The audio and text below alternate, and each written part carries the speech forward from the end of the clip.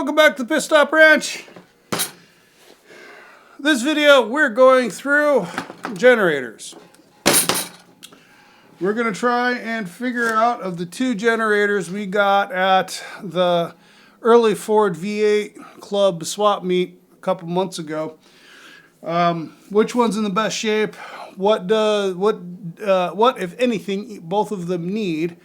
Our goal is at the end of this to have two perfectly good functioning generators. One of the challenges we have is we need to get a belt on our water pumps around the crank, and it'd be really nice if we could get this belt system to work with the generator. These are generators with this leg on it for Ford Flathead V8s.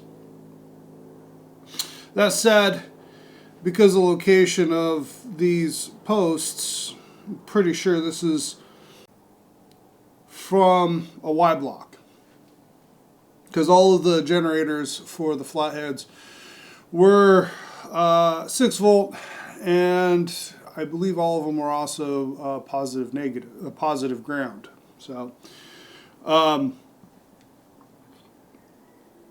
it is my understanding, 100% purely from watching Iron Trap Garage, that the easiest and cheapest way to convert a Flathead generator to 12 volt negative ground is to get a Y block 12 volt negative ground generator and swap out the bracket, the end pieces or whatever, and then you end up with what you need. Because basically they're very similar enough design that they're interchangeable, the parts are interchangeable. That said, I'm not 100% sure internally. I know this one here, the brushes are not contacting, the brushes are not, on this one here, the brushes are not actually making contact in the commutator. On this one here, it feels like there's some dragging going on, and it does look like the brushes are probably touching, but the commutator is extremely dirty. So my thoughts are, I want to go ahead and take this apart and fix it, or clean it up internally, put it back together, get it as good as possible.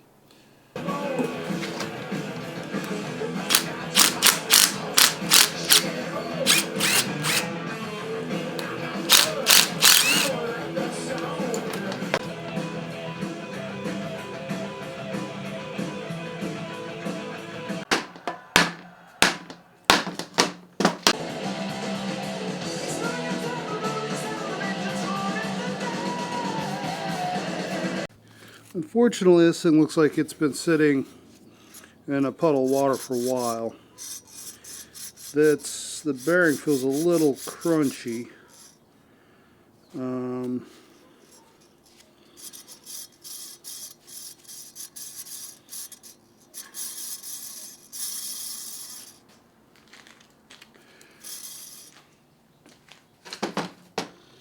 The back plate, these brushes are kind of seized in there. These springs are not doing it, don't seem to be doing anything. So I'm gonna have to take these off and clean them.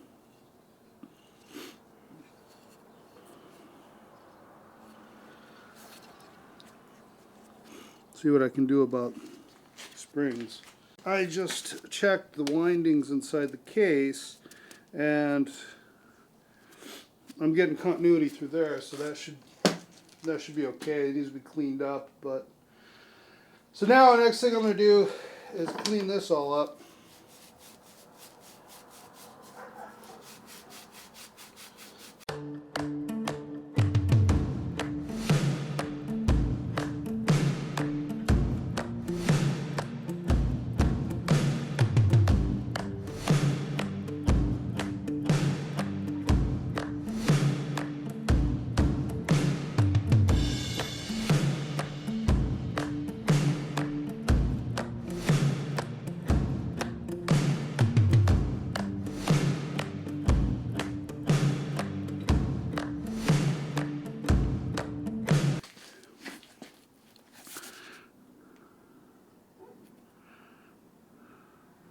Okay, see right there it says field. That means that this one here is where you hook your positive for your field up. And what that does is it runs a current around these windings in here, both sides, that then grounds to the body and here. So this creates a permanent magnetic field inside the housing.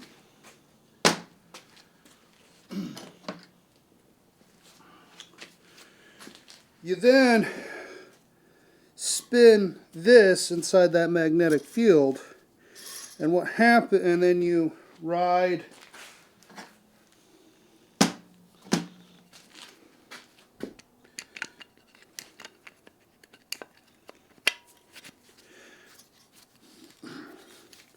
this rides like so. And with this riding inside that constant magnetic field, what happens is it builds up a current flow through these windings, which one of these here attached to wires and comes out on the opposite side. So what happens is, as this is turning, it is clocked in such a way that you're getting a maximum induced current from this position, and it's flowing through there out this, which is called the armature.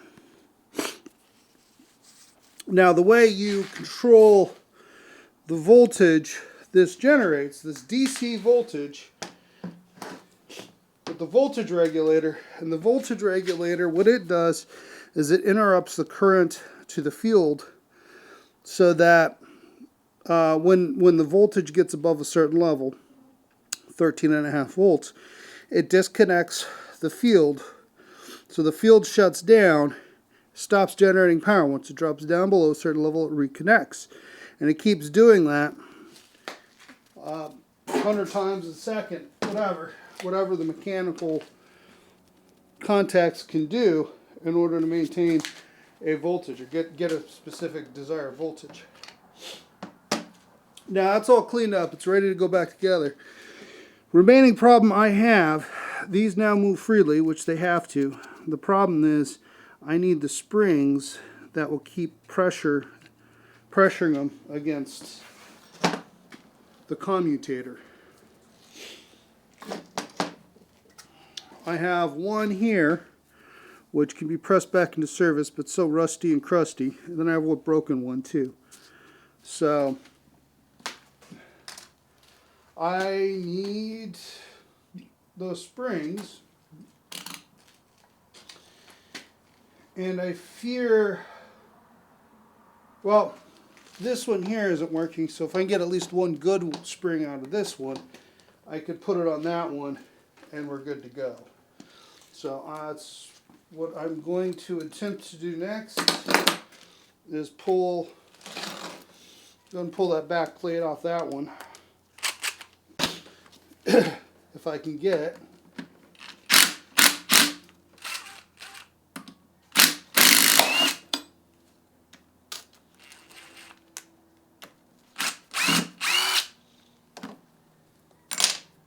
Okay, this one's officially destroyed. I just broke it.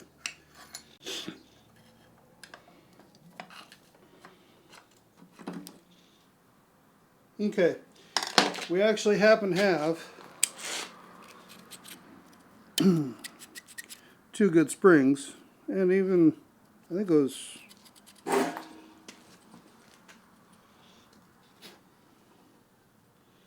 and the brushes are about the same.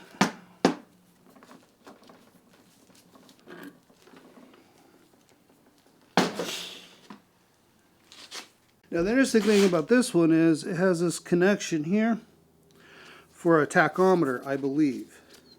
But you gotta have the right tachometer. That does rotate so very nicely. And really that whole arrangement's in much better shape and this one, I believe. Yeah. Okay, and there you have it. We have one generator that looks like it is going to work for us. Gonna break this up into 2 or 3 parts. The next part is we're gonna set up a test apparatus, and we're gonna go through and test our generator and figure out if it's working properly, and if not, what to do about it.